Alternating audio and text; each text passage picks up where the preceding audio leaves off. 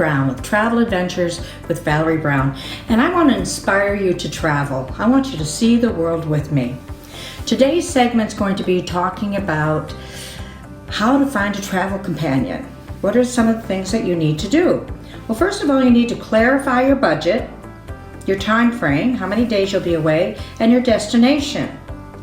Now, I have made the mistake in the past of agreeing to travel with people only to find out later that they have a luxury budget for travel and I have a moderate budget. So it's kicked me in the behind a few times, and that doesn't happen anymore.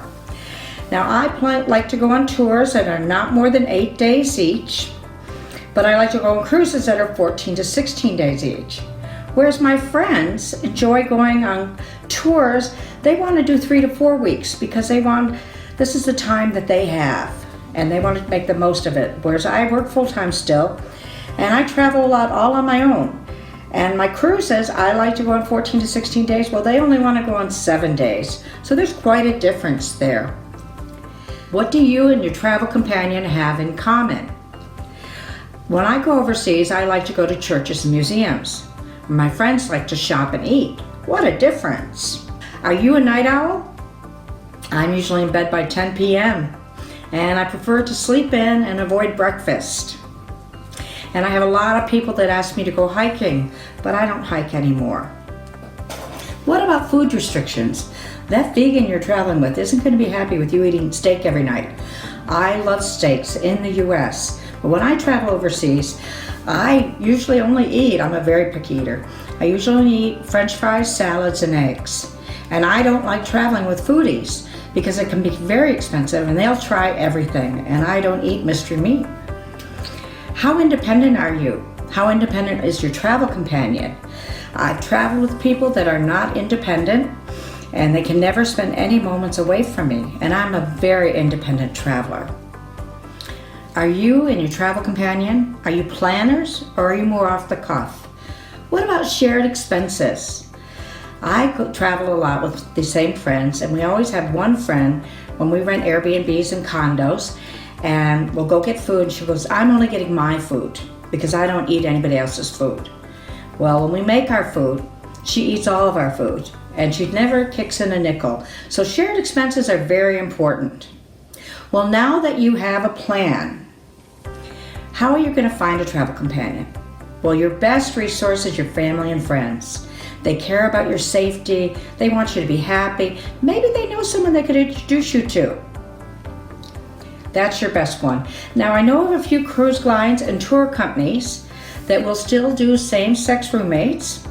For the cruise companies, Princess and Vacations to Go in the cruise division only will match you up with same-sex roommates on their hosted cruises 5 to 10 times a year each. For a tour company, I use Adventures for Solo Travelers. I can highly recommend them as a tour company, and they do same-sex roommates, and if they can't find your roommate, you get a single room for the same price. How about Meetup.com? I have 3 50-plus cruises and tours in Las Vegas, Phoenix, and Los Angeles with over 3,500 members, and we do monthly social hours where you talk about past trips, future trips, and I want you to find travel companions. It's been very successful for me. If you don't have a travel meetup in your area, start your own. How about meeting someone while you're on the trip? I have done this a few times. In London, I met a woman from Montreal, Canada, and we went through Europe for a whole month together sightseeing. We had so much fun. And another time I was in Athens, Greece at the airport hotel desk, and I was going to be there for a week. And I met a woman from Boston, Massachusetts, and she was going to be there for a week. And we ended up sharing a room. And we had dinners together and sightsee together. It was a lot of fun. So you never know if that'll work out or not. But one thing I want to stress is that if you're ever traveling with this person and the situation just doesn't feel right, you need to bail out of that relationship, because I never want to see you put in a bad or dangerous situation. It may cost a little more, but it'll be safer for you in the long run. And I'm always asked questions, will I travel with males?